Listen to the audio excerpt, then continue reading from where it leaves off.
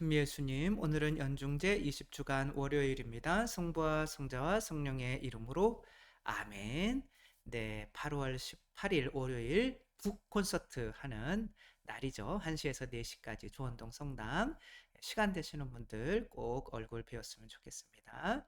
오늘 복음은 이제 어떤 사람이 찾아와서 예수님께 영원한 생명을 얻으려면 어떻게 해야 됩니까? 라고 했더니 예수님께서 이웃사랑에 대한 계명을 말씀하시면서 이웃사랑을 하면 된다라고 이렇게 하시는데, 이웃사랑을 지금까지 잘 10계명을 실천해 왔다라고 하니까 예수님께서 그러나 현실적으로는 그렇게 실천하고 있지 못할 걸 이라고 생각을 하셨는지, 그러면은 네가 가진 거를 다 팔아서 가난한 사람에게 나눠줘봐. 실제적으로 한번 해보라는 거죠. 네 자신의 것을 좀 포기하는 거. 그랬더니 안 된다는 거죠. 이게 구약의 율법의 한계인 거죠.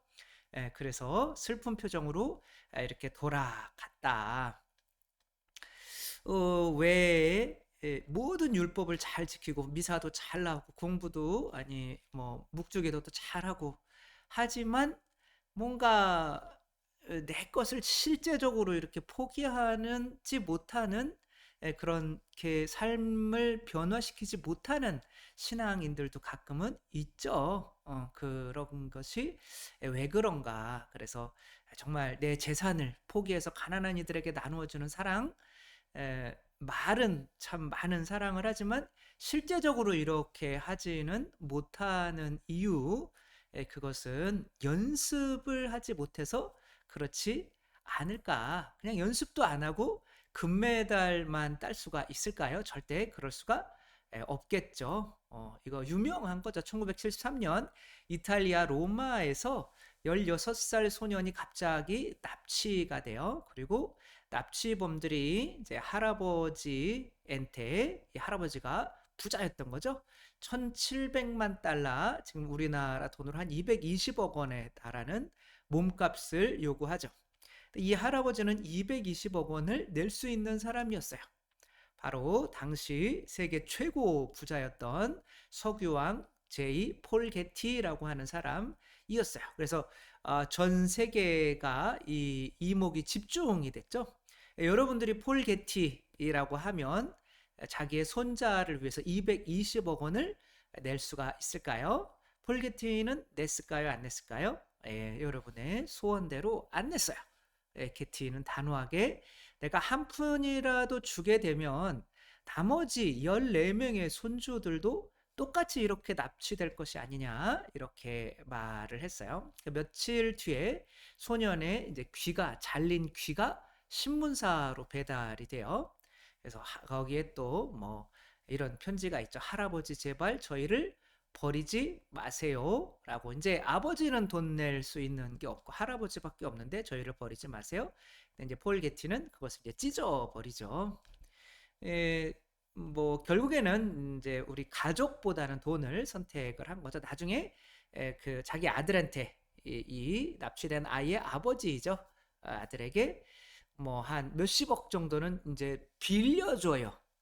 세금이 감면받는 한에서 빌려주고 나중에 아들에게 그것의 이자까지 받아냈다고 해요. 세계에서 제일 부자. 그래서 그때 충격으로 손자가 이렇게 약물 중독자가 되었다고 합니다. 뭐 약물 중독자가 되는 뭐 어떤 그런 게 뭐 핑계가 될 수도 있겠지만, 그렇게 할아버지로부터 또 버려진 그런 쓸 때 그 감정은 좀 이루 말할 수가 없겠죠. 근데 이제 폴 게티라고 하는 사람의 그런 종교를 한번 살펴봤어요. 그래서 아버지가 감리교 신자였고 어머니는 독실한 크리스천 사이언스 신자였다고 해요. 뭐 어쨌거나 하느님, 예수님을 믿는 사람들이었던 거죠. 근데 이렇게 하느님을 믿는 사람이 가족의 생명을 위해서 내가 가진 돈의 일부를 뭐 내가 이걸 주면은 다른 저 손주들도 납치될 거 아니야? 라고 했다면 그거 주는 거는 큰 문제가 아니었던 거예요. 그렇지만 주지 않았던 거죠. 그렇게 혹시 모르니까. 근데 이제 그렇게 그러나 그 부모님의 신앙을 물려받지를 못하고 그냥 사업 수완만 이제 물려받아서 이 내 것을 포기하는 연습을 할 시간이 없었던 거죠. 이제 이웃사랑이라고 하는 것은 내가 정말 당연히 사랑해야 되는 존재를 매일매일 사랑하다가 보니까 그게 내 세상 것을 포기할 수 있게 만드는 하나의 연습이 되어서 그 사랑이 이제 세상 사람들로 이제 흘러가게 되어 있죠. 이 사진은 어느 동네에 그 지금 15년 동안인가요? 매일매일 붕어빵 팔아서 코로나 때도 팔고 안 돼도 뭐 남는 게 10,000원밖에 없어도 10,000원씩은 매일매일 하는 거야. 이 연습을 하니까 매일 1년에 365만 원씩 항상 가난한 사람들을 위해서 써서 한 15년이 지나니까 사람들에게 알려져 있게 된 거죠. 이렇게 내 것을 하루에 10,000원씩 포기하는 연습, 이것을 위해서 에덴 동산에서 선악과를 계속 바치라고 한 거죠. 매년 이 열매는 맺히잖아요. 그러니까 이 나무에 이 열매는 매년 바친다. 그러니까 하느님이 이렇게 주시는 하느님께 바칠 수 없다면 당연히 이웃에게도 바칠 수가 없게 되는 거죠. 내가 이웃에 대한 사랑, 그것은 먼저 부모님이나 하느님께 대한 사랑을 이 연습이 되었을 때 이제 할 수 있게 되는 거죠.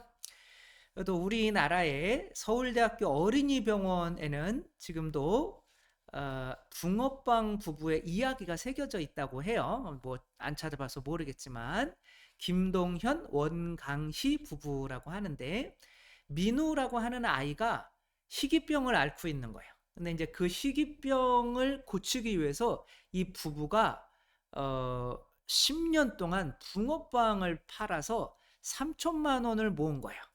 그러니까 뭐 1년에 뭐 한 300만 원씩 모은 거죠. 그래서 그것을 이제 모아서 아이의 치료비를 대려고 했는데 아이가 세상을 떠나고 만 거죠. 그럼 이 3천만 원 가지고 뭐 해야 될까?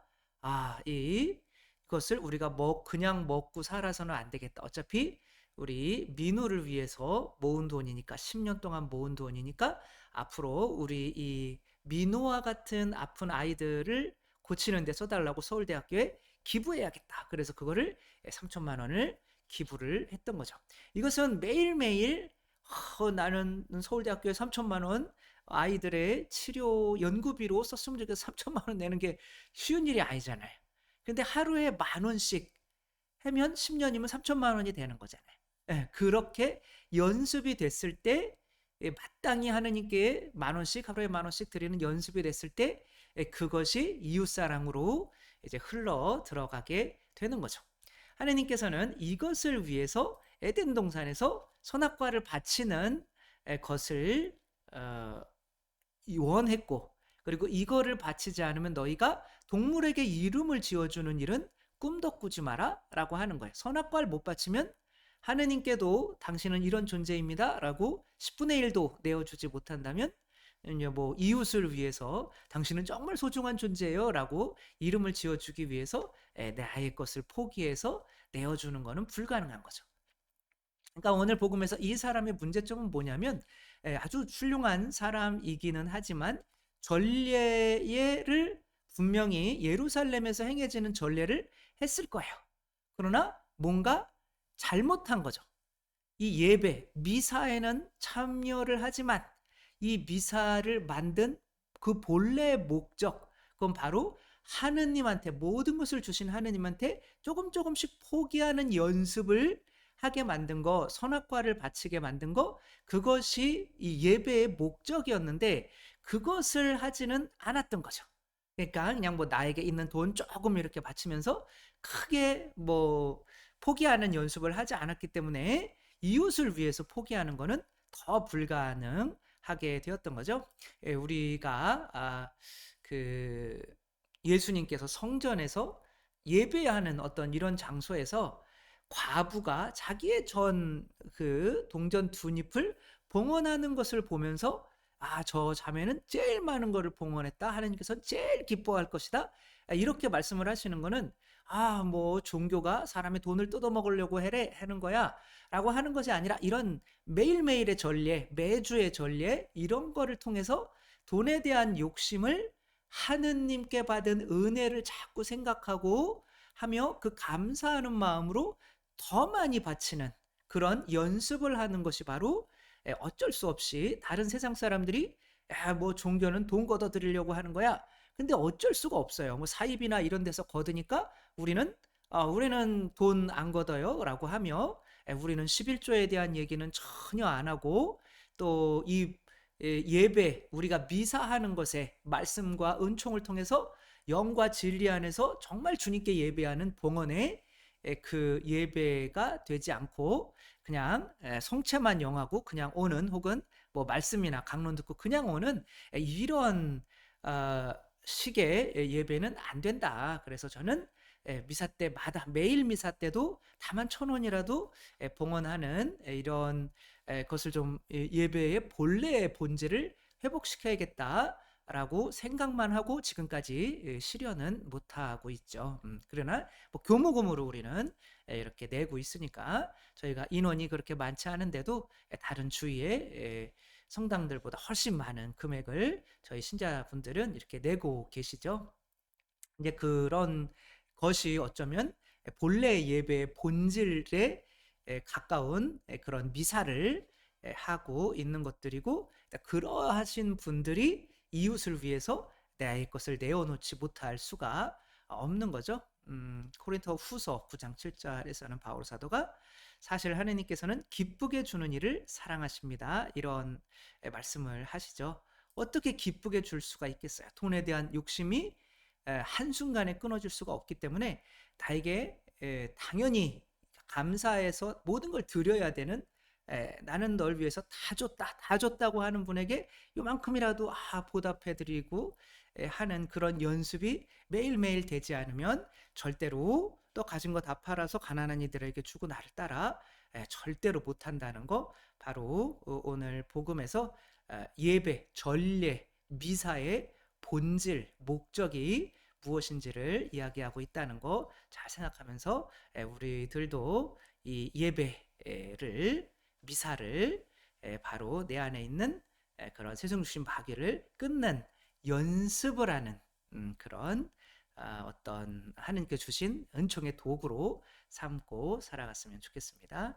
주님께서 여러분과 함께 전능하신 천주 성부와 성자와 성령께서는 여기 모인 모든 이에게 강복하시어 길이 머물게 하소서. 주님을 찬미합시다. 하느님 감사합니다. 성부와 성자와 성령의 이름으로 아멘. 감사합니다. 사랑합니다.